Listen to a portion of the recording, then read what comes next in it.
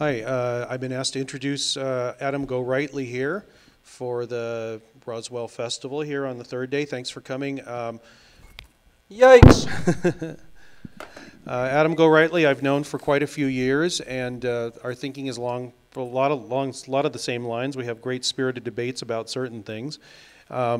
He's a self-described crackpot historian, which encompasses a lot of things. If you come by the table here, you can see some of the books. He's got a book on the Manson family, a book on Carrie Thornley, who was basically a founder of the Discordian religion. So a lot of strange things about Thornley people did not know. And he's been published in Paranoia magazine, UFO magazine, where else? Oh, where else? Excluded Middle, Crash Collusion back in the day. Yeah. You mentioned UFO Yeah. magazine. Several, yeah. Yeah. I lose track. So Adam's been looking into and writing about these things for at least 2 decades and probably more. And today he's going to talk about the contactees in a different way than I have, as a little bit deeper into the subject. Were the early contactees ritual magicians? Is that the title? You are correct, sir. All right. Please welcome Adam Gorightly.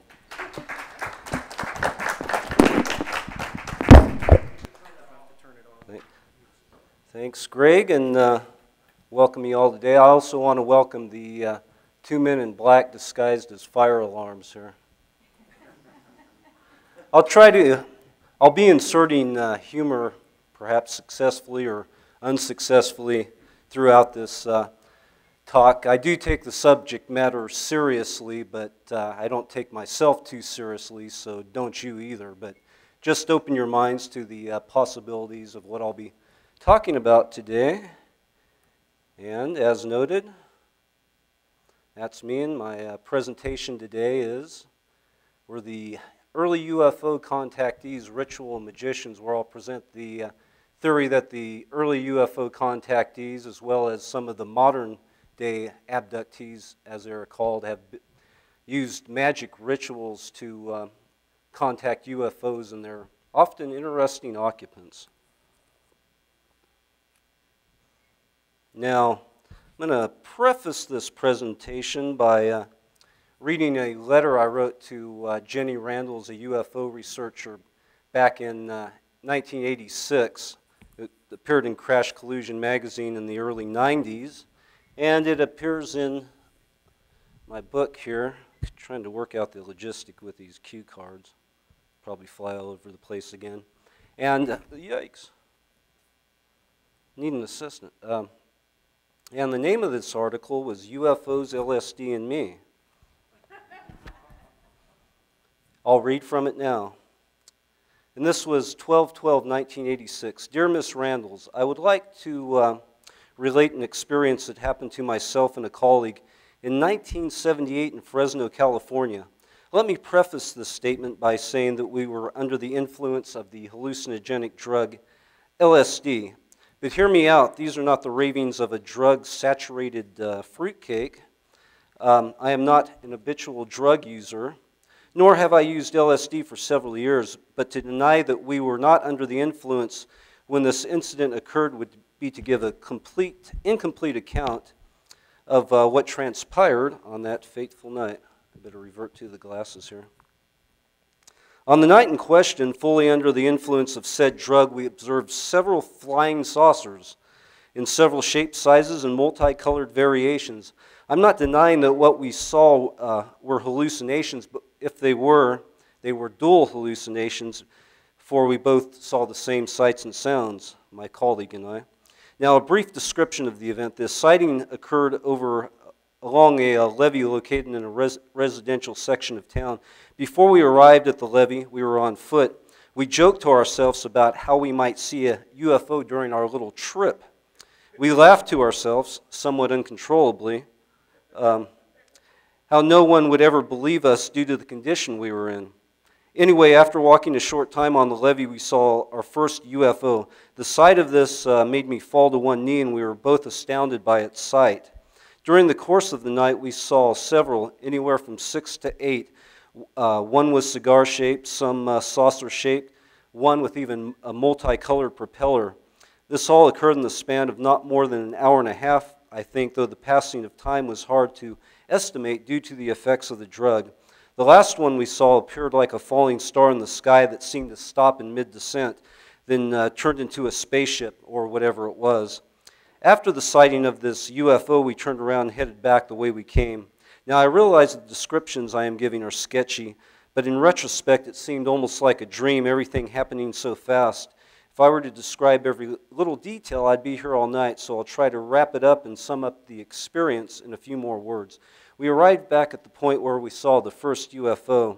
When we arrived back at the point where we saw the first UFO, a beam of light shot down directly in front of us some 50 yards away. Emanating from nothing we could see, I said, "Wow, did you see that?" And my colleague responded that he saw it too. Of course, we said things like, "Wow, did you see that?" and "Oh my God," many times that night. Through the whole experience, we felt a presence communicating non-verbally to us. Obviously, we were the only ones who saw them. There were many homes in the vicinity with many people living there who could have seen them, but it appears that they were for our eyes only. Perhaps they were hallucinations, but if they were, as I said, it was a dual hallucination, for we both saw the same thing. The letter goes on a little bit more, but that was a letter I never sent to Jenny Randall's, but I kept it over the years, and I'm glad I did, because as time passes, the memories get a little blurry. But I also have a web radio show, which is at Blog Talk Radio. It's called Untamed Dimensions. And next week, I think on, what you got there for me? Oh, one more thing to fumble around with here. Thanks. I'll be talking to my friend. We're going to recount the experience. So that's at blogtalkradio.com/Gorightly. You can go there and listen to it live or archives. I also have an archive page at Podomatic, but you can go there and check it out. And so, after this event, I tried to come to terms with the experience, and over the years, I've entertained a number of different theories. First of all, many people would write these off to drug delusions. However, I don't believe this to be the case. Though I do suspect that these drugs opened a doorway that allowed my friend and I into a realm that UFO researcher John Keel referred to as the super spectrum, a realm or alternate dimension that is all around us, although hidden from everyday or normal modes of perception. Keel has suggested that one method of accessing this realm was through the use of hallucinogenic drugs, which is not to suggest that Keel endorses the use of these drugs. Now, perhaps the super spectrum is what those who have dabbled in the magical traditions have gained access to, allowing a portal of entry to the beings who exist within those realms. We'll explore this theory of the super spectrum in more depth later, but what I'm suggesting is that in order to observe UFOs, one must first enter into a more receptive state, like a psychic or channeler, tuning into subtle energies. Channelers must first induce in themselves a trance state before being able to invoke spirits. There are many methods that can be used to induce these altered states, and they are drugs or ritualistic use of hallucinogenic drugs, sensory deprivation, sex magic rituals, which I'll get into, hypnosis, and chanting. Let's see, is this where I play the little audio for you here?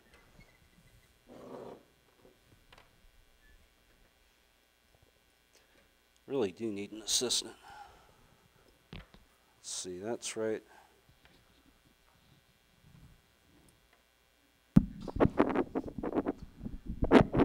Thank you.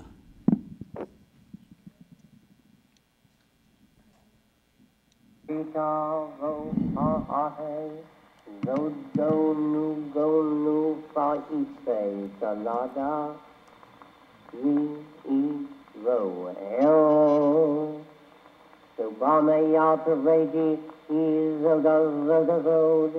He adaptahe Kasirema Abramaji Patalado Palakulada So talar tel ko, tar beisar ojay balato hai.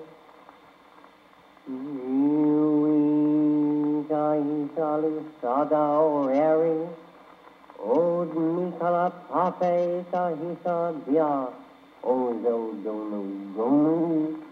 Lafe no enu sarofe koreta kaje o pro maninu.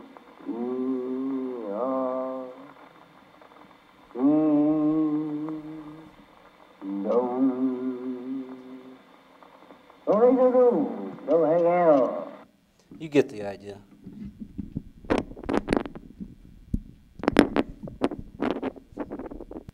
There we go.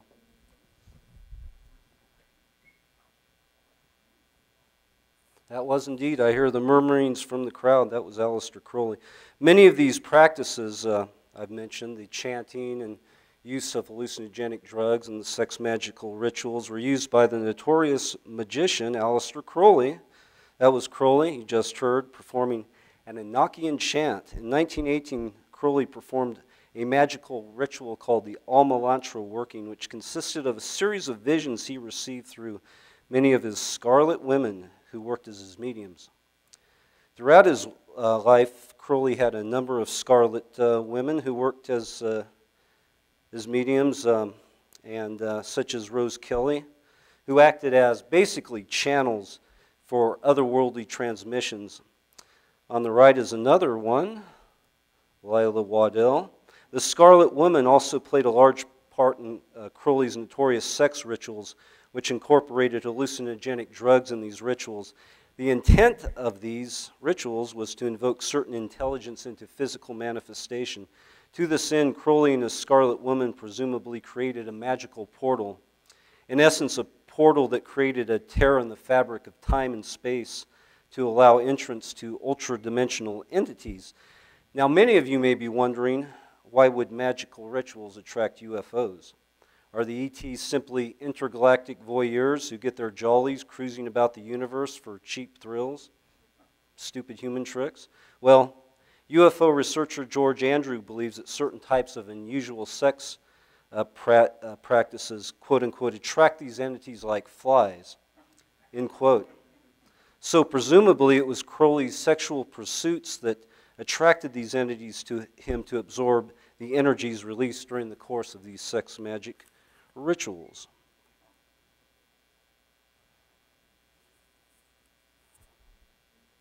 It was through Crowley's 1918 magical working he came in contact with another worldly being named Lam, who looked strikingly similar to the gray alien on the cover of Whitley Strieber's Communion.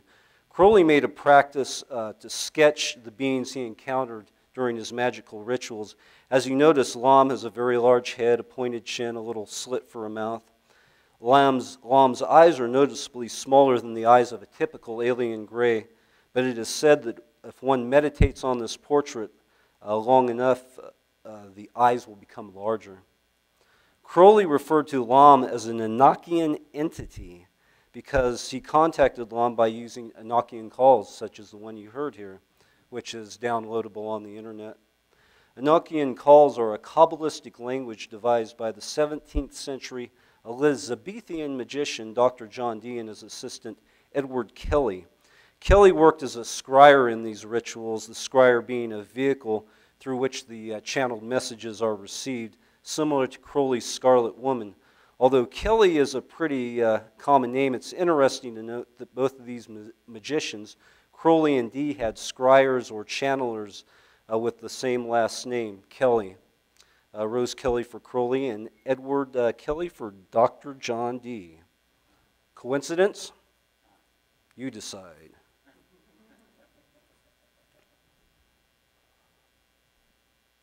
Dun, dun, dun.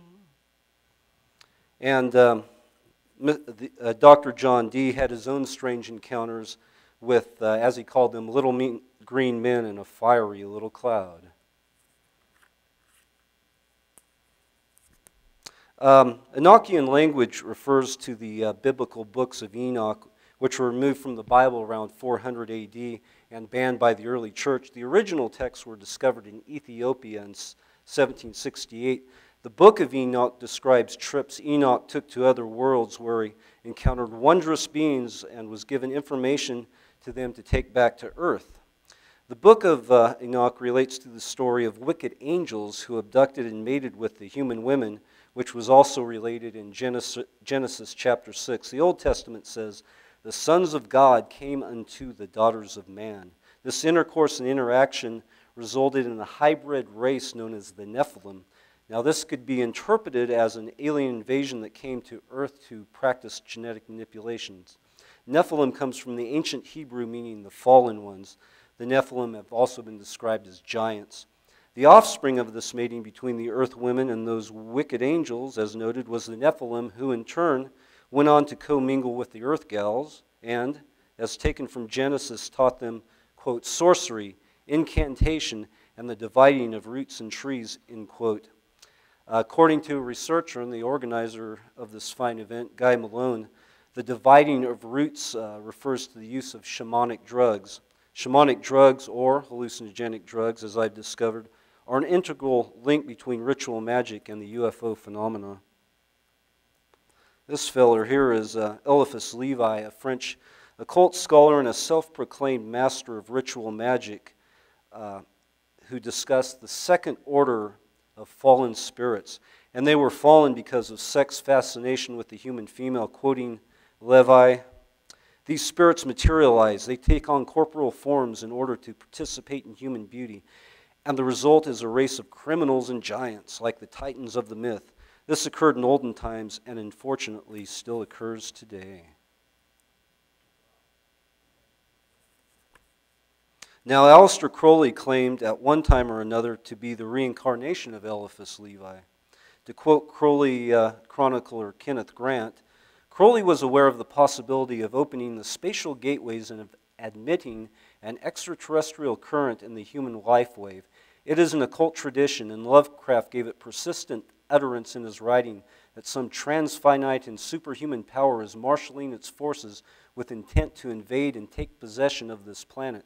This is reminiscent of Charles Fort's dark hints about a secret society on Earth already in contact with cosmic beings and perhaps preparing the way for their advent. Crowley dispels the aura of evil with which these authors, Lovecraft and Fort, invest the fact. He prefers to interpret it not as an attack upon human consciousness by an extraterrestrial and alien entity, but as an expansion of consciousness from within, to embrace other stars and to absorb their energies into a system that is thereby enriched and rendered truly cosmic by the process. Anybody familiar with Terence McKenna? All right, give it up for Terence. Now, some of you may be familiar with McKenna, and in specific, his explorations under the influence of the psychedelic drug DMT. DMT is naturally created in small amounts in the human body, and there may be some relation between the release of DMT into the pineal gland and mystical experiences. The pineal gland, some claim, is where the third eye exists. And when we are able to open the third eye, we are able to accelerate our spiritual evolution and become illuminated.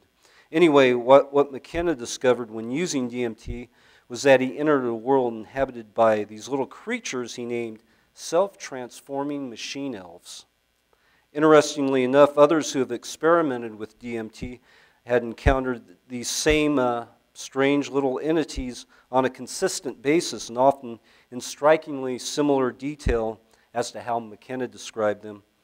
This illustrates to me the possibility of a multiverse or multiple dimensions that are accessed in some cases through ritual drug use in the same way that ethers are opened up during the course of magical rituals, and that particular ethers or dimensions are inhabited by specific entities a la McKenna and his self-transforming machine elves. This gets progressively weirder. A noted prodigy of Crowley's was Jack Parsons. That's him on the left, of course, a renowned rocket scientist and one of the founders of Jet Propulsion Laboratories. In 1946, with the aid of the future founder of Scientology, Lafayette Ron Hubbard, the two men contacted a being not unlike Crowley's Lam.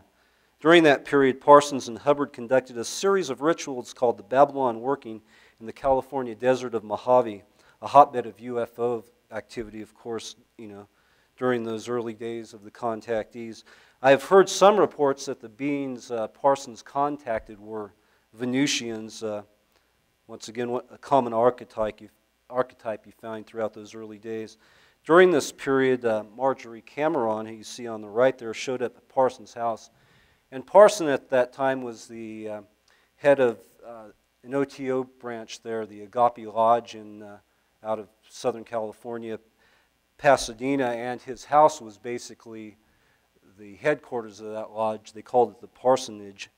And at the parsonage, Marjorie Cameron showed up one day, and a couple weeks after arriving there, claimed she saw a silver-shaped cigar UFO. To Parsons, this incident was a sign that Cameron was the chosen one with whom to conduct these Babylon working rituals. Now, some have speculated that a portal of entry for alien beings, or the same portal of entry for alien beings that Crowley opened, may have been further enlarged by the rituals of Parsons, Hubbard, and Cameron, and that these rituals also increased the intensity of this portal and made it highly unstable, thus facilitating a monumental paradigm shift in human consciousness. These magical rituals ended just before the Great Flying Saucer Flap of 1947, when the modern age of UFO sightings began. In this regard, some have suggested that Parsons and Hubbard opened the door and something flew in. Insert creepy organ music here. Now, according to this fellow, another author, Daniel Bodillion, I could be butchering the name, but he says, quote, "From the diary of the participants, Parsons and Hubbard, it is clear that they were not as adept as Crowley in closing of portals. What they seemed to have accomplished was the drastic enlargement and ripping of an existing magical portal and the subsequent non-closure of it. Perhaps the rip they created was not possible to close."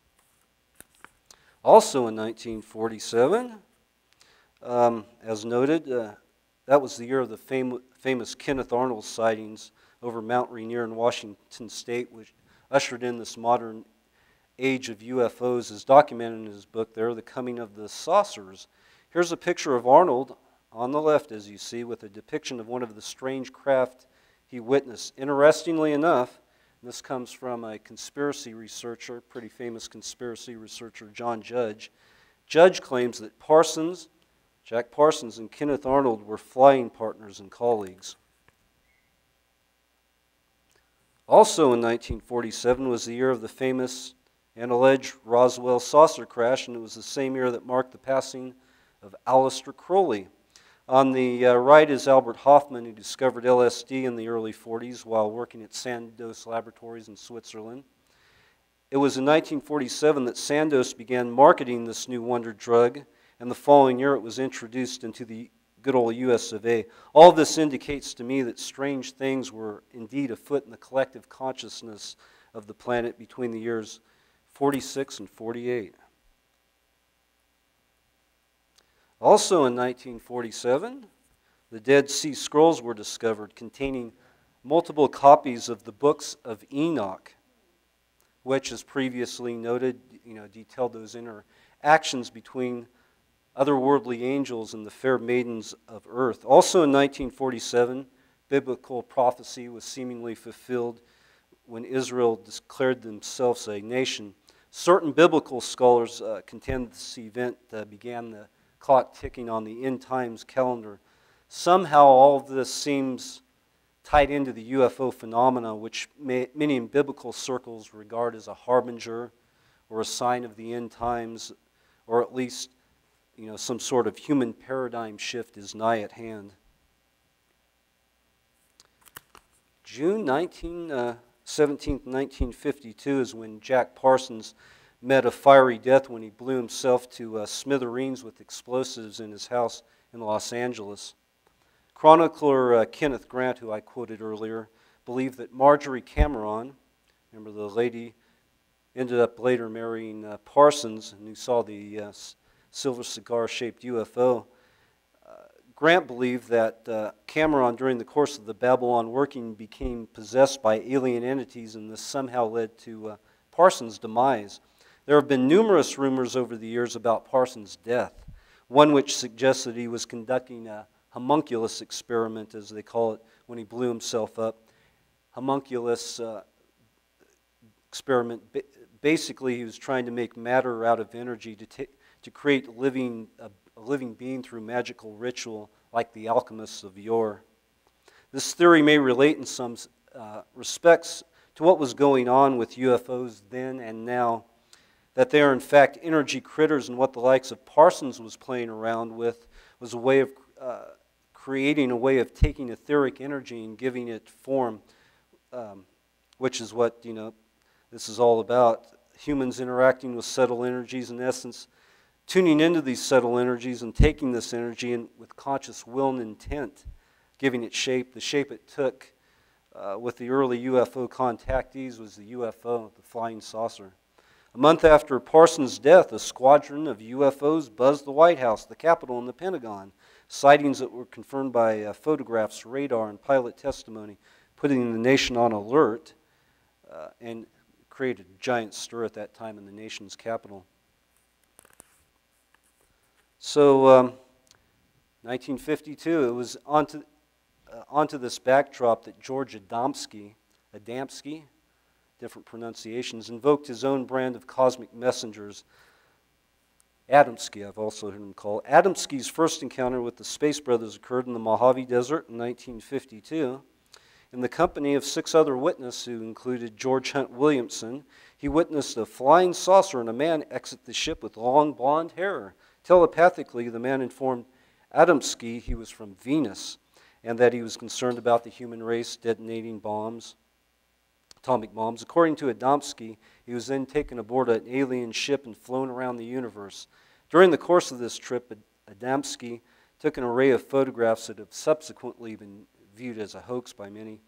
Interestingly, Adamski had a long history of involvement in mysticism, as Mr. Bishop mentioned earlier. In 1934, he founded the Royal Order of Tibet, where he gave a lecture on the universal law and the teaching of ascended masters. So Adamski was entertaining these ideas concerning evolved beings from higher planes or dimensions interacting with the humans many years before his contact with UFOs.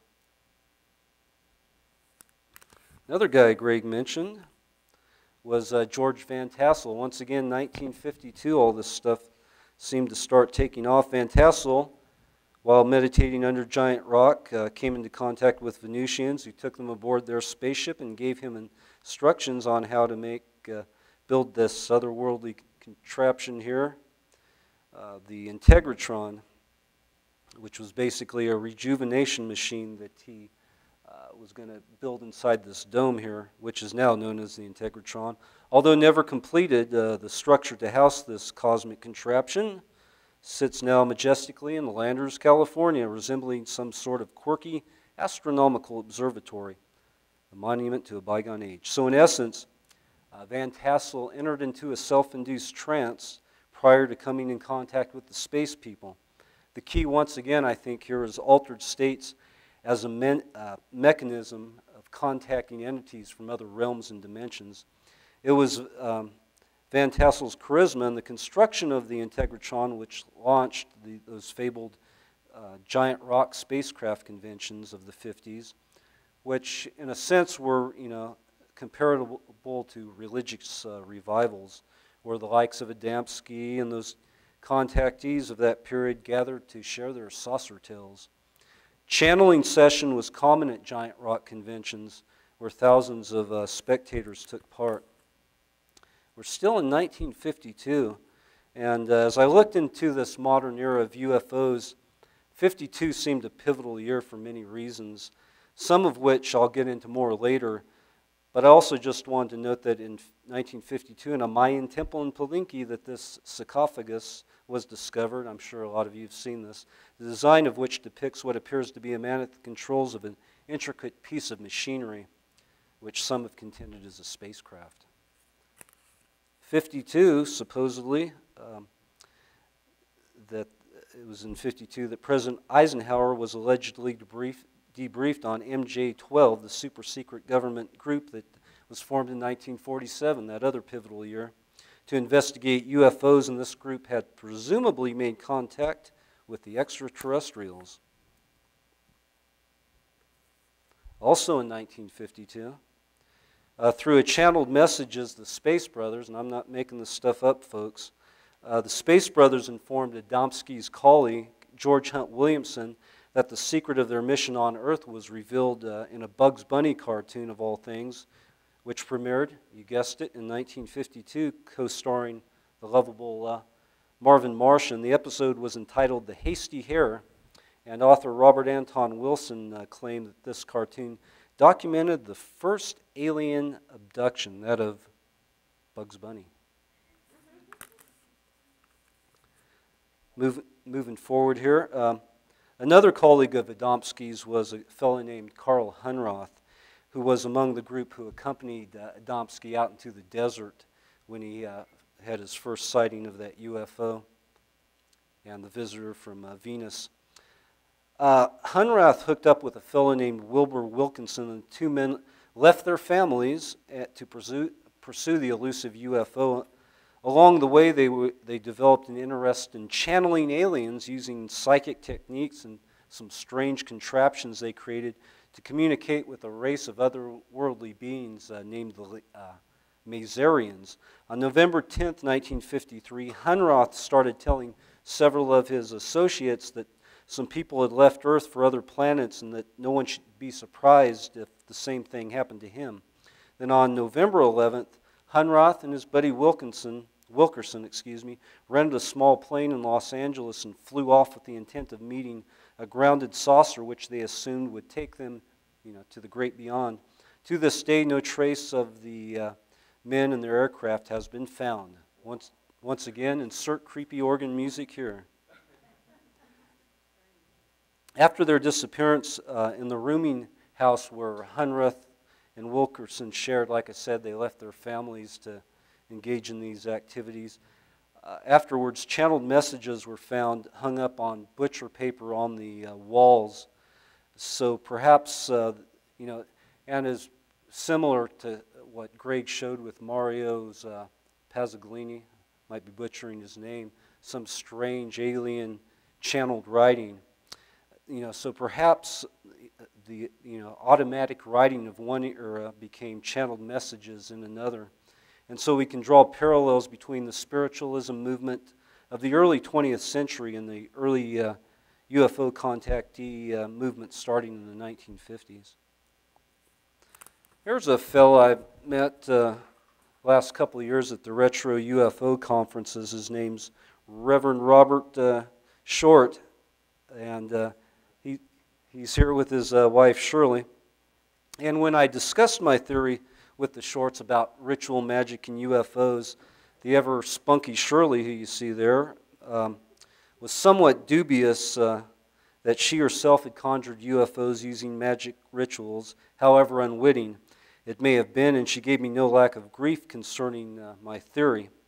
Just the same, the Shorts recounted an incident in the early days of UFO sightings, prefacing the story by saying that the ETs had warned them not to mess around with the Ouija boards. For some reason, this didn't stop Bob and Shirley and a group of their other cohorts for experimenting with an Ouija board one night, and their hands started moving around dramatically, and as Reverend Short demonstrated to me, and it spelt out Fiat Lux. Immediately afterwards, the night sky lit up and a giant mothership appeared. Fiat Lux translates to let there be life. Short's another channeler. He was channeling back in the early days of Giant Rock and channels to this day.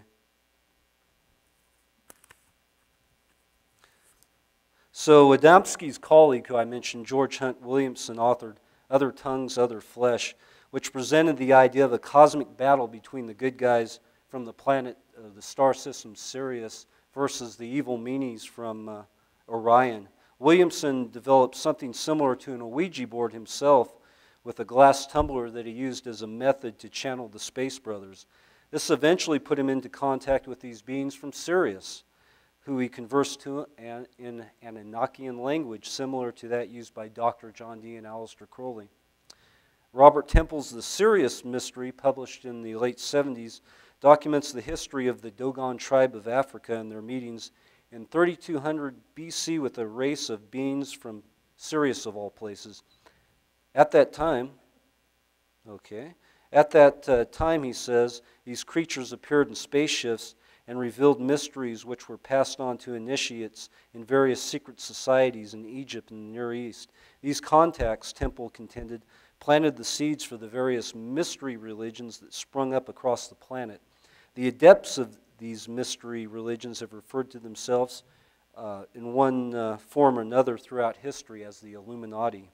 The Dogon tribe produced advanced astronomical charts which revealed the hidden dual star of Sirius centuries before it was actually discovered by astronomers in the 20th century. We want to do the security update now?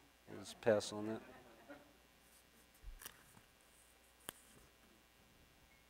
that. The brightest star in the heavens, Sirius, is regarded in occult circles as the hidden god of the cosmos, the sun behind the sun. Sirius has long been an object of worship and veneration. The ancient Egyptians more or less equated it with their chief goddess Isis, with Sirius, which they called Set. According to Kenneth Grant, and this is a quote, Crowley unequivocally identifies his holy guardian angel with Sirius or Set Isis, end quote. Another secret society adept, the American Masonic leader Albert Pike, wrote that Sirius still glitters in our lodges as the blazing star. The emblem of the all-seeing eye hovering above the unfinished pyramid is a depiction of the eye of Sirius, a common motif found throughout Masonic lore. And it's no secret that many of our nation's founding fathers were Freemasons, which explains the odd appearance of the eye of Sirius on the dollar bill. George Hunt Williamson as well spoke of a secret society on earth that has been in contact with Sirius for thousands of years, and that the emblem of the secret society was the all-seeing eye. Around the turn of the century, an occultist named Lucien Francois Ginmain in Haiti claimed contact with the Sirius star system, which was made possible, thank you very much, by performing Crowleyan rituals. In 1922, Ginmain combined these Crowleyan rituals with voodoo practices to form the cult of the snake, as it was called in his native Haiti. He also claimed to be in contact with a disembodied being named Lam. Contacts with Sirius, these continued. A rash of Sirius contacts continued on into the 1970s. In 1974, science fiction author Philip K. Dick, any Philip K. Dick fans? Had some sort of mystical experience involving three-eyed, crab-clawed beings from Sirius, and Dick wrote about this in a number of books. Valis is one of them, Radio Free Album Youth. During the same period, 1973 through 74, authors Robert Anton Wilson and Doris Lessing also had contact with creatures from Sirius. All of these were independent of each other, and they found out about their experiences later.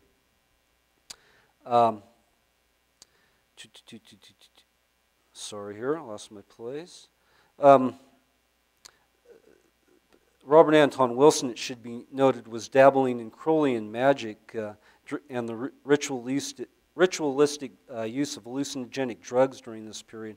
After conducting a Crowleyan ritual known as the Conversation with the Holy Guardian Angel, Wilson encountered an ascended master of sorts who instructed him on the importance of Sirius. This experience happened to Wilson on July 23, 1973. Wilson later discovered that July 23 is the day when Sirius rises behind the sun, known as the Dog Days. In the book of Enoch, the Nephilim are also referred to as the Watchers, which equated to angels in the biblical text. And an angel who watches over someone is a holy guardian angel. So perhaps when Wilson was conducting the ritual of the holy guardian angel, what he summoned forth in the guise of an ascended master was really a watcher or a Nephilim. It should come as no surprise that Crowley oversaw a mystical order known as the Argentinian Astrum, also known as the Order of the Silver Star, which was named after, you guessed it, the dual star of Sirius. Switching gears a little bit. Oh, jumping ahead of myself. One of the more bizarre Sirius-related theories I've heard comes courtesy of a renowned conspiracy researcher by the name of James Shelby Downard, who described a ritual conducted at the Palomar Observatory by a quote-unquote Sirius worship cult, as he termed it, who performed sex magical rituals there under the telescopically focused light of Sirius, beamed through a Palomar telescope. George Adamski, as you might recall, lived at the base of the Palomar Observatory. Coincidence? And what's more, in their book, The Stargate Conspiracy, authors Picknett and Prince claim that Parsons' OTO Lodge once had a temple located on top Mount Palomar before the observatory was built. Now, on a more sinister note, there was a cult called the Order of the Solar Temple in France, whose beliefs included the existence of extraterrestrials from Sirius.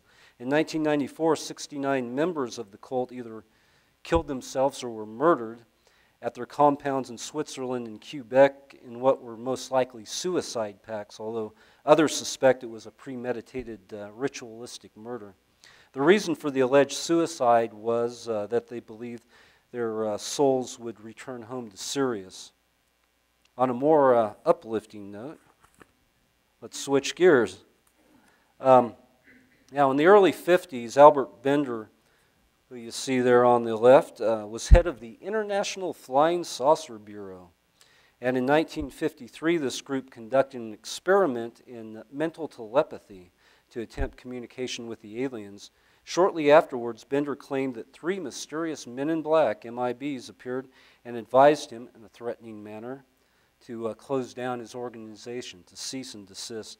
Terrified, Bender left ufology, retired, and even though he's still alive in LA, he's never had anything to do with it since. In retrospect, this episode seems like a prime example of ritual magic gone haywire, apparently conjuring up some form of black magic, opening a door for the legendary Men in Black. During the early days of the UFO scene, Men in Black were commonly known to visit people who had witnessed UFOs. These strange-looking fellows, who had an odd pallor to their skin, would present military agency credentials, although they were obviously imposters' credentials. MIBs usually showed up in Cadillacs with peculiar purplish glows lighting the interiors of the cars. There were a few witnesses who claimed to have been kidnapped in such automobiles and described psychedelic lights on the dashboards, which caused them to fall into hypnotic trances. You can read about this in John Keel's books. Some of these phantom vehicles had the eye and the triangle on their doors, that ancient symbol associated with the Illuminati. Some witnesses claimed that the MIBs identified themselves as the Nation of the Third Eye.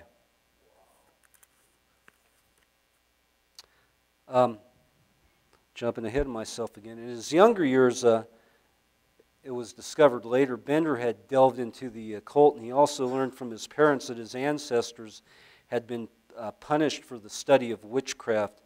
Bender soon began to suspect that this relation might have rubbed off on him, and that he too became possessed by some hidden force. Play that creepy organ music again right there. Now, the MIB legend is nothing new under the sun, or the dual stars of Sirius for that matter. Stories of men in black who travel in threes date back to the Middle Ages. Also, strange beings with egg-shaped heads are nothing new under the sun as well.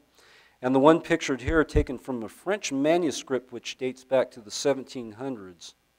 Perhaps we are talking about an experience that has been going on since time immemorial. Each generation interprets it somewhat differently, perhaps, through their own grid that has been set in place and constructed by the popular beliefs and conceptions of their time, a grid that works as a funnel or reality tunnel. And what pops out on the other end of the tunnel, or the rabbit's hole, have you, is colored by current myths and belief systems of the day. So the men in black of medieval times were seen as devils and demons, who were seen as devils and demons have been transformed during the technological or space age into shadowy government agents suppressing the startling truth of UFOs. The ascended masters or secret chiefs of one age transformed into Venusians or Martian visitors with the onset of the space age. Biblical times gave us angels and wills of fire. I think language is key here in shaping the interpretation. As Korzybski said, quote, "The map is not the territory," end quote. Language gives us a limited and biased description of any phenomena, and we map it out, paint pictures, define boundaries. But maps change as people evolve. Here again is Crowley's I got my slides hosed up.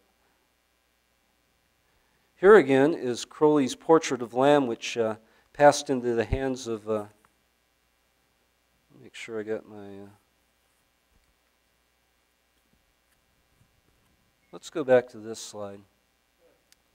This was a book channeled around the turn of the century by Crowley in one of his Scarlet Woman. I believe it was in 1904, the Book of the Law, which basically became the Bible of his religion, Thelema, and it was channeled at that time in 1904. Later, many people believe, such as this fellow here, Frieder Charles Stanfield Jones, he basically became one of Crowley's prodigies, and according to a researcher by the name of Alan Greenfield, Jones learned how to decode the Book of the Law, and that was actually a vehicle in which to contact alien beings, and was channeled by an entity by the name of Iwaz, who looked a heck of a lot like Lam. So here again is Crowley's portrait of Lam, which passed into the hands of Kenneth Grant in 1945 following a joint magical working in which he and Crowley were involved. Since that time, several occultists, using under Grant's influence, have carried on similar magical workings with the intent of contacting Lam. This has spawned an unofficial cult of Lam known more popularly as the Typhonian OTO. The most notable, that's Grant there, who received the Crowley's drawing in 45. And this gentleman, he's the most notable practitioner in this regard, and his name is Michael Berthier, who throughout the 1960s and 70s carried out magical workings in this vein. And if we are to believe OTO propaganda, Berthier and many others have been quite successful in their endeavors to channel and contact Lam. A brief statement or a brief instruction manual on performing the ritual, known as the Lam Statement, has circulated over the years among OTO initiates. And I'll present to you now this magical formula. And I caution you kids, don't try this at home. Sit in silence. 1. Sit in silence before the portrait. 2. Invoke mentally by silent repetition the name Lam, Lam, Lam. 3. If response is felt to be positive, enter the egg and merge with that which is within, and look out through the entity's eyes on what appears now to the subject in alien world. 4. Seal the egg, i.e., close the eyes of Lam and await developments. Now this might seem like some far out crazy stuff, and I've never messed around with it, but I know people, I've dialogued with people who are still performing these rituals today, and they say, telling me they're having success at bringing something forth. Oh, here's the card I misshuffled. Let's go over this, make sure I didn't miss anything. Backtracking, Lam wasn't the first otherworldly entity that Aleister Crowley came in contact with. A perhaps more significant encounter occurred a decade before Lam, in this instant with a being named Iwaz, who was channeled through Crowley's wife and Scarlet Woman, Rose Kelly, and who through Rose Kelly dictated Crowley's own Bible the Book of the Law, which set down the precepts of his religion, Thelema. So the Book of the Law, as I said, was a channeled work. A physical description of Aiwass is particularly creepy because it matches the classical MIB descriptions, oriental features, the angular face, a strange pallor to the skin. Now, according to this researcher I mentioned, Alan Greenfield, in his book Secret Cipher of the Ufonauts, which has been republished recently, Greenfield claims that Crowley's Book of the Law is much more than a blasphemous Bible, as some have perceived it, but is in essence an instruction manual on how to contact alien beings, and within its contents presumably are secret codes that can be used to summon these aliens and interdimensional critters. According to Greenfield, Crowley himself never quite figured out how to interpret this code. However, his prodigy, Charles Stanfield Jones, who was proclaimed by Crowley to be his magical child, supposedly deciphered the code to contact the aliens and pass this arcane knowledge onto other initiates and magical adepts, such as these groups I mentioned that are still performing these rituals trying to contact Lam.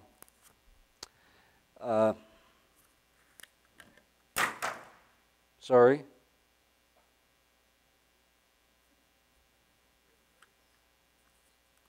Okay, here we go. Now to follow are some otherworldly contacts that fit the profile or the MO of ritual magic, or at least how I liberally interpret it. In the 1930s and early 40s, there was a group known as the Corazon Club, with lodges located throughout the country. Later, membership of the Corazon Club would overlap with Jack Parsons' OTO Lodge. Corazon is a demon or devil that originated in the writings of Dr. John Dee and Edward Kelly as part of their practice of Enochian magic. This demon also became an important element in Aleister Crowley's magical system. Meade Lane, you see there on the left, a resident of Southern California, was associated with the Corazon Club. Lane was also a student of Frater Archad, a.k.a. Charles Stanfield Jones, Crowley's magical child. So you can see these connections. The deeper you look into it, the deeper I looked into it, just kept growing and spidering out. Greg Bishop talked about this fellow. In the 1930s, Guy Ballard had a vision while hiking near Mount Shasta in Northern California. Ballard related that Saint Germain, appearing out of the void, tapped him on the shoulder and offered him a cup filled with pure electronic essence. Sounds like a 60s psychedelic band, huh?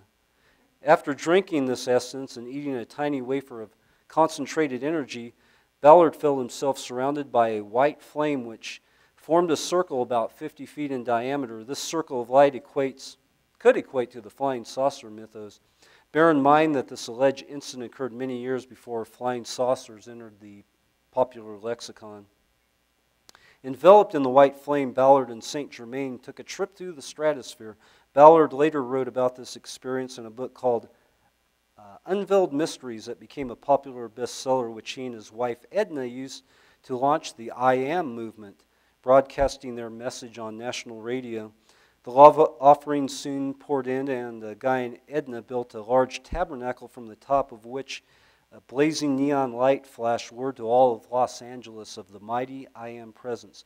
During the height of their popularity, the Ballards had regular psychic communications with the Venusians, and in particular a Venusian named Sananda, also known on our world as Jesus Christ. So you can take that for what it's worth.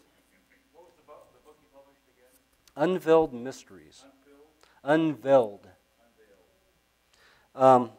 Ballard was also associated with one William Dudley Paley, a novelist and screenwriter in the 1920s. Paley became an admirer of Adolf Hitler and fascism during the 1930s and 40s and started his own fascist group in the U.S. known as the Silver Shirts, which had chapters in nearly every state. Paley was also a channeler, and in 1950 he wrote a book entitled Star Guests, which was one of the first collections of channeled messages from extraterrestrials published. Paley claimed that based on material he received from the Space Brothers in the this was material he claimed he received from the Space Brothers in the 1920s. According to Paley, the human race is the product of interbreeding between ape men and advanced extraterrestrial beings that migrated to Earth from, you guessed it, the Sirius star system. UFO contactee George Hunt Williamson, Adamski's friend, worked for Paley's white supremacist magazine Valor in the early 1950s. Williamson, as I noted earlier, also believed in a cosmic cosmology that included Sirius in its scenario of otherworldly contact. What is it about Sirius? From 1948 to 1958, a paranormal researcher by the name of Andrija Puharich, which many of you have probably heard and know about, ran a research center called the Roundtable Foundation, carrying out experiments over the years with several famous psychics. In 1952, that pivotal year, it seems to reoccur throughout this presentation, Puharich brought an Indian mystic named Dr. D.G. Vinod to his lab where Vinod channeled the Nine. The Nine presented themselves as a collective intelligence consisting of 9 entities that were presumably in touch with a cosmic intelligence. A number of psychics and channelers worked with Puharich in the years to follow, many of them allegedly contacting the Nine, the most famous being Uri Geller in the early 1970s. These otherworldly communications led to a group which Puharich oversaw called Lab 9 that included cutting-edge scientists, multi-million-dollar industrialists, and leading politicians of the day. Among them was the Star Trek creator Gene Roddenberry, who actually wrote a screenplay based on the Nine. At a conference in Esalen, a famous New Agey retreat, located in Big Sur, California, one of the Lab 9 channelers divulged that the Nine originated from Sirius. Puharich talked about opening a gateway through the Nine, which he later termed a Stargate, a term we hear a lot nowadays. This concept of a Stargate is what Crowley presumably opened up with Jack Parsons further enlarged. So in some weird way, Jack Parsons could be considered the modern father of ufology, and Aleister Crowley its spooky grandfather. The Keys of Enoch. After having a vision featuring Enoch of the Bible, this guy, James Hurtak, claims to have come in contact with extraterrestrials in 1973, the same year that Philip K. Dick, Robert Anton Wilson, Doris Lessing, all these folks claimed they were contacted by these beings from Sirius. Like 1947 and 1952, 1973 seems to be another key year in this contactee lore. Due to his visions and extraterrestrial contacts, Hurtak went on to write a book entitled The Keys of Enoch. Here we go with Enoch again, which embodies the spiritual teachings of his otherworldly benefactors. In the Lab 9 earthly hierarchy, the different players that were involved, James Hurtak was Puharich's second in command, a key player in the Lab 9 scene. Also in 1973, LSD guru Dr. Timothy Leary claimed telepathic contact with extraterrestrials. During July and August of that year, while serving at Folsom State Prison, Leary formed a 4-person telepathy team. Synchronistically, these communications happened during the middle of the dog days of Sirius. Once again, all these folks that were involved in psychedelic research during this period had things come together in 1973. Another famous psychedelic researcher and a guy who worked with dolphins as well, pretty famous fella, was this guy here, Dr. John Lilly. And he started having his own series of interstellar communications with a network of sublime entities known as ECO, Earth Coincidence Control Center, and the acronym was ECO. These communications were achieved through the use of the drug ketamine. Heard people talking about Rael later. I thought I'd throw him in here because in 1973, Rael, Claude Vorlahone, probably butchering his name, a Frenchman, experienced an encounter with a small, bald, green-skinned fellow with a goatee on his chin and a halo over his head who arrived in a spaceship. This little green-skinned guy with a halo introduced himself as Yahweh, God to the Hebrews, and in fact turned out to be Claude's father. But I guess God is everyone's father, right? Anyway, Yahweh informed Claude that he had come to earth to visit him specifically, and that Claude was the chosen one to spread the message of the Elohim, a race of aliens who created humankind by cloning some 25,000 years ago. Yahweh cranked up his spaceship and took Claude at 7 times the speed of light, no less, to the Elohim's home, where he met up with Jesus, Moses, Buddha, who all apparently lived there. At some point in the adventure, Claude was given a scented bath by 6 perfectly formed biological robot babes who subsequently treated him to some steamy robot sex. During the course of his initiation, Claude was appointed to be the Elohim's ambassador to earth, and on his return adopted the name Rael. This, of course, led to what some would term a saucer cult, known as the Raelians, who are into free love, which some have claimed has manifested itself as saucer sex orgies taking place behind the closed doors of their secret Raelian compounds. Whatever the case, Raelians claim to have 55,000 members worldwide, which is probably exaggerated. Also claim to have cloned a couple human babies as well. So once again, we see clearly this mystical and religious component to the UFO ET experience. Marshall Applewhite's Suicidal Mothership. There's a group now out by that name. Again in 1973, Marshall Applewhite and Bonnie Lou Nettles, a.k.a. Bo and Peep, began their own strange odyssey, which, as we know, ended in the greatest UFO cult tragedy to date. A death ritual, perhaps? So I've been talking about all these dates here. And so out of curiosity, I did a little internet surfing a while back and came across a site called temporaldoorway.com. You can see the URL there, which is a site dedicated to statistical analysis of UFO sightings dating back to 1896. And I pulled up this chart. Oh,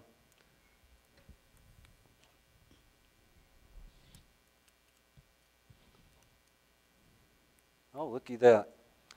Pulled up this chart here. And going from left to right, you can see the years that were significant in terms of numbers of sightings. Look there, 1947 we talked about. We see as the first spike, and that was the year of the Kenneth Arnold sighting, which I mentioned. Maury Island was another famous one, and the reported Roswell crash, among other events. The next spike was 1952. Talked a lot about that.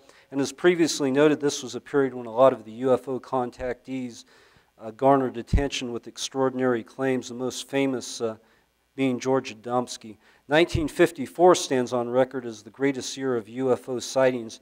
However, the majority of these were in France, and, well, we don't count it because they're foreigners and we don't like them. The next year, that was a joke. The next significant year was 1967, the dawning of the age of Aquarius. And where are we at there? Got it. And the dawning of the age of Aquarius, as I said, the summer of love. Anomalous researcher John Kill noted that the previous year, 1966, was 1966 experienced an almost overwhelming wave of unidentified object and creature sightings throughout the continent. Of course, this chart you see doesn't depict what are known as creature sightings, you know, the Mothman, these type of beasties. And so one of those during that period was referred to as the Jersey Devil, or the Joyzy Devil, who was also seen many times in the South Jersey Pine Barrens in Ontario, Canada that year, where numerous reports of big black cats with hairy wings were reported, not to mention the start of this whole Mothman craze in Point Pleasant, West Virginia, chronicled in Keel's classic book, The Mothman Prophecies. 1966, I might add, is when Anton LaVey inaugurated the Church of Satan, which may or may not have any bearing on all of this, and he dubbed 1966 as year one on the satanic calendar. Another instance, perhaps, just perhaps, of ritual magic conducted and ostensibly influencing our perceptions of the world, ushering in all the monster sightings of 1966. Shortly after came the aforementioned Summer of Love 67, the so-called dawning of the age of Aquarius. So there was indeed some strange and powerful vibes affecting all of us who were alive during that period. LSD and other mind-expanding agents and drugs had taken the nation's youth by storm. And in fact, 67 was the year the U.S. government outlawed LSD. Now, many of you probably consider my reference to Anton LaVey and his Church of Satan somehow being connected to UFO sightings as so much hot air, perhaps. But here's an interesting photo I stumbled upon surfing the web of Anton LaVey hanging out sometime in the 1970s with Aimé Michel and Jacques Vallée, the two most prominent French UFO researchers of the time.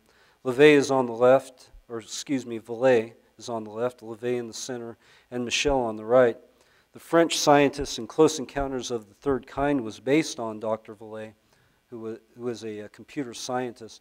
Vallée was also one of the first researchers who really started entertaining theories that UFO sightings may indeed be connected deeply to mysticism, and that the experience itself has been going on since time immemorial, and that in many respects it's an ongoing product of human consciousness. The likes of LaVey and Vallée and Robert Anton Wilson, who I mentioned earlier, were all part of a loose-knit group of artists, writers, and cutting-edge scientists hanging out in California in the 1970s that formed a sort of invisible college looking into the interconnections of UFOs, ritual magic, and quantum physics.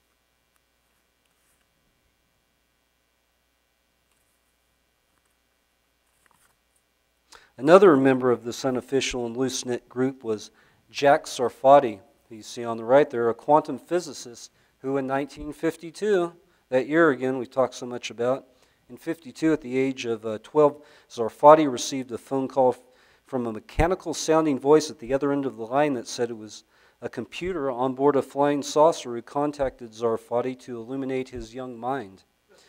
This alien contact, or whatever it was, in turn led Sarfati's groundbreaking research.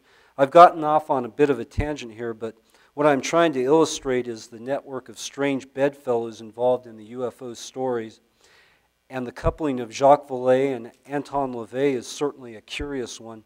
Vallée has suggested in some of his writings that an occult secret society is deeply involved in the UFO phenomenon, which sounds much like Crowley, Parsons, and what those of that ilk were up to. Continuing on here, guess what year provides the next significant spike? 1973. The same year that Larry, Wilson, Phil Dick, and all the others I named were having their own otherworldly contacts with the star system Sirius. So indeed, something seemed to be in the air at the time. The next spike is 1978, when I had my own UFO encounter. Then after that, you can see things have slowed down some, although 1995 was a decent year. Chanting for aliens. In the modern world of ufology, the most famous contactee, now referred to as abductees, is Whitley Strieber. Strieber himself doesn't care for the term abductee, prefers participant, which I find quite interesting. Prior to his initial alien abduction experience, Strieber was a member of the Gurdjieff Foundation, a self-transformational organization dedicated to a system of techniques devised by mystic George Gurdjieff. Strieber believed that the techniques he learned in that training, particularly what they called a form of double-tone chanting, enabled him to visualize more clearly his encounters with the alien grays. Interestingly enough, Gurdjieff claimed contact with beings from Sirius. using this double tone method of chanting, which could be related to Enochian chants. So to tie this thing all together, paranormal researchers have long noted unusual electromagnetic activity in areas where UFOs are encountered. These areas are called, fittingly enough, UFO windows, where UFOs and other weird sightings occur. If you look into history, you'll discover thousands of accounts of ghosts, demons, monsters, UFOs encountered in these window areas. Occultists described these areas as gateways, weak spots in the Earth's magnetic field through which beings from other space-time continuums enter into our reality. It is within these UFO windows that a superspectrum exists, according to the theory of UFO researcher John Keel. These areas have also been called hotspots. Loch Ness, presumably, is one such area, a hotspot where the fabled Loch Ness monster has been rumored to exist. Loch Ness was also the home for a period of Aleister Crowley. He has a castle, it's called Bullskin, on Loch Ness. Another famous hotspot, UFO window, whatever you want to call it, is Whitley Strieber's cabin in upstate New York, where he had many of his gray alien encounters. Other people who have visited Strieber's cabin claim to observe similar strange phenomena. A common description of UFOs is that they change colors. Which suggested to John Keel that they are specters traveling through a visible light spectrum. And this is exactly the phenomena I saw during my own UFO sighting, this changing of colors. The superspectrum theory contends that UFOs exist at frequencies beyond visible light, and that they can adjust their frequency and descend into the electromagnetic spectrum. As you can turn the dial of a radio up and down the scale of radio frequencies. When a UFO frequency nears that of visible light, it will first appear as a purplish blob. As it moves further down the scale, it changes to blue, and then to bluish green, and so on, finally to white. And this is how my UFO sighting unfolded. UFOs, Mr. Keel has suggested, are energies of a different frequency. Like tuning a radio, you pick up and amplify only the signal coming in at a certain point or frequency of the electromagnetic spectrum. Your eyes are also receivers tuned to very specific wavelengths, as your brain is also a receiver. Bear in mind that paranormal investigators often use infrared detection systems which reveal otherwise invisible activity. Altered states such as those produced by ritual magic or the use of mind-altering drugs are other possible methods of seeing into this superspectrum, which is akin to someone using infrared goggles at night to see what the naked eye cannot. This, in essence, is what psychics claim to do. They have simply fine-tuned the ability to pick up on these different waves and frequencies that normal people can't see. Interestingly enough, George Van Tassel, the old Integratron guy, described the way he communicated to the aliens as channeling, and said it was like tuning in a television to decode an electromagnetic signal. The superspectrum theory contends that once these waves and frequencies are filtered through a person's consciousness and belief system, then what comes out on the other end of perception may be an angel, if someone is religiously inclined, or alien beings and flying saucers, or whatever we view them to be through the filters of our belief systems. So in essence, these entities appear to be temporary manipulations of energy. Keel likes to use the word, talked about channeling, Keel likes to use the word transmogrifications to describe them. A transmogrification, and that's a mouthload, is reminiscent of what the Native Americans called a shapeshifter, or what the Tibetans called tulpas. Entities that can change shape and form. This is how I view the UFO phenomena, as an intelligence that can take many shapes, not only flying saucers, but a vast spectrum of colorful characters, limited perhaps only by our imaginations. So, in finishing, to answer my own provocative questions, were the UFO contactees ritual magicians? I would answer a resounding Yes, in the sense that we all create our own realities. Who is the master who makes the grass green, as the Buddhist saying goes? We are, of course, through the lenses of our perception. And to take this theory one step further, I would contend that the electromagnetic spectrum also plays a part in the creation of this enigma, acting in a symbiotic manner, interacting with human consciousness. The UFOs I saw indeed behaved like critters moving through a light spectrum, changing colors and size, each one different from the other, some even cartoonish looking, with multicolored propellers spinning in the air. Perhaps what I call the magician's intent opens the door to this superspectrum. When I earlier recounted my own psychedelic UFO encounter, I mentioned a pivotal moment leading up to the event when my friend and I said to each other, "Wow, what if we saw a UFO right now? No one would ever believe us because we're under the influence." In essence, what we did, I believe, was plant the seeds for a magical ritual to unfold.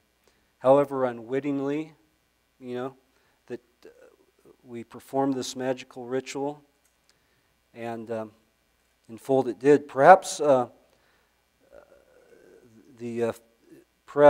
George Adamski's famous UFO sighting, prior to his famous UFO sighting, George Adamski went out intentionally hunting UFOs, which brings to mind this concept of the magician's intent, that Adamski was first forming the intent in his mind that he wanted to see if UFOs is key here.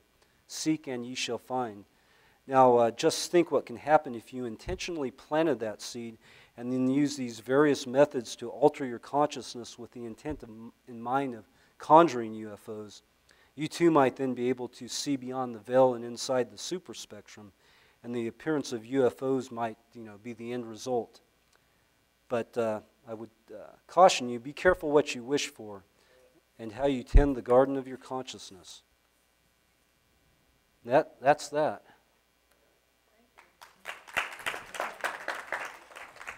I have no clue how we're doing on time. You're actually right on time.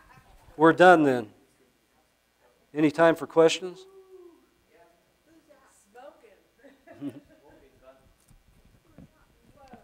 That's the Riddler from Batman. I just thought it'd be good for the question and answer session. Frank Gorshin.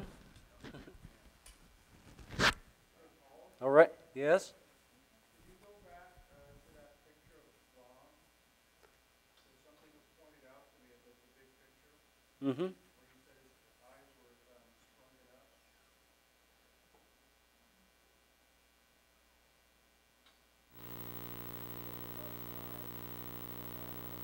Oh.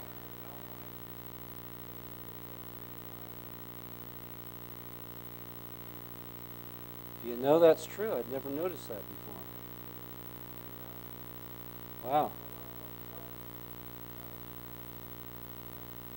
Yeah. Well, good observation, whoever picked that out. I'd never noticed that before. Cool. That was Aleister Crowley. He recorded all his rituals in a diary, and a lot of them he accompanied them with the drawings of these different creatures he called down. Have you heard Barbara Bush's stuff for demons? Yeah, there is some physical resemblance, and I haven't got too deeply into it, but there's a few researchers working on that who can kind of trace them back where there was a possibility that Aleister Crowley could be Barbara Bush's father. I recently read a book by Stuart Swerdlow, who was involved in the Montauk Yeah. experiments, and he said that Crowley was there, involved in that, Mm-hmm. and the Philadelphia experiment. Right. I have heard those allegations, rumors. Swerdlow comes up with some pretty far out stuff, so. Oh, well, he does. He did such good research, but you didn't mention the Temple of Set and their Council of Nine and their serious cult business either. I could. That's a whole can of worms. I wouldn't have had time. It gets so deep, you can go on and on with the stuff, but God, how much information can people process? Oh yeah, you can find it on the internet. You can find all of Crowley's stuff there. Pretty much, yeah. Mm-hmm, they do. Well, thank you.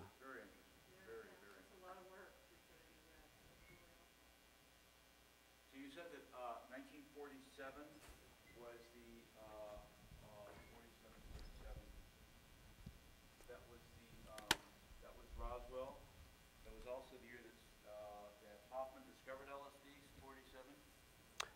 No, it was discovered in the early 40s. 1947, it became. They started marketing it. Sandoz. Yeah, yeah. That's when they started producing it. Started actually marketing it, and in '48 they became available in the USA. 48. How come nobody knew about it until Larry's thing in Harvard in 63, 62? Oh, people knew about it. The CIA bought vast quantities of it and were using it for.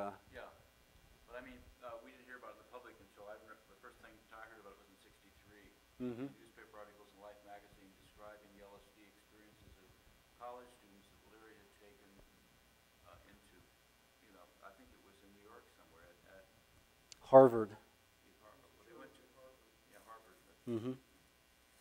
It was being used in the underground. It didn't get, the mass didn't become widely known until, Larry and those guys started doing more high-profile work with it.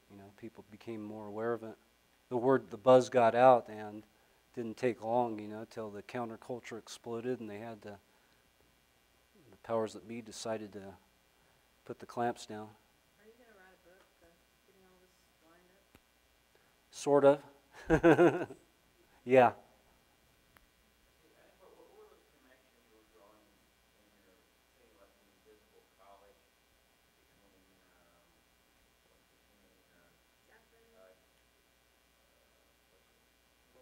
Jacques Vallée and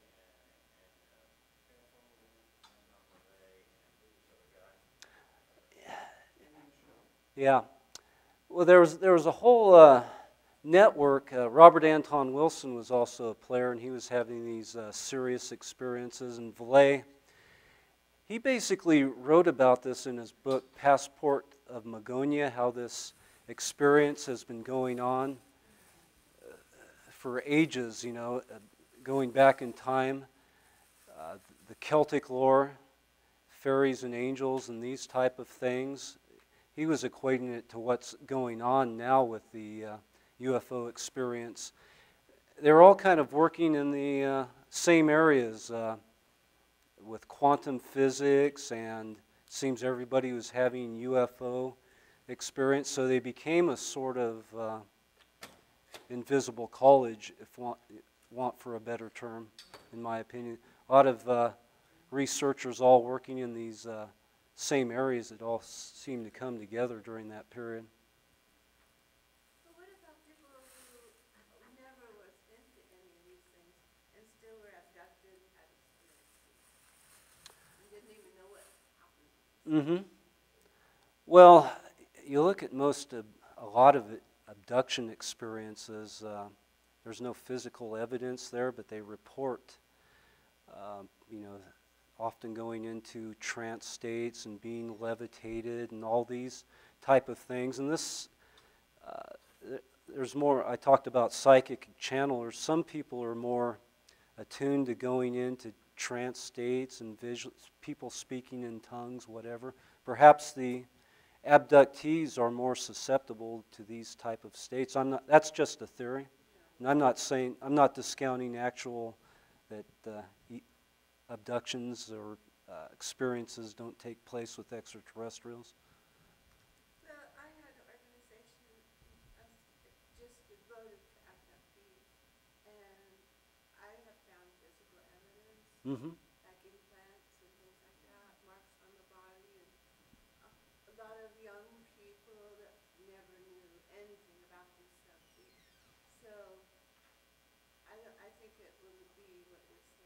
And there's no reason the two couldn't coexist. Yeah, I think what the portal, how do they access you, is what, it's through the mind, is the message here. And so you don't have to know Crowley's magic to have that happen to you. It's a hint. Well, I'll wind it up. Look at that. We need to wind up. They're With getting, consciousness and the mind. yeah, That's what his point is here. Alan, I gave they're giving us the hook. because you said you wanted to be on your show. Uh-huh, yeah. You have my card? I sure do. Aileen. Right, so you can contact me. Can We'll, I have my card? I do have a card here. It just gives my website address.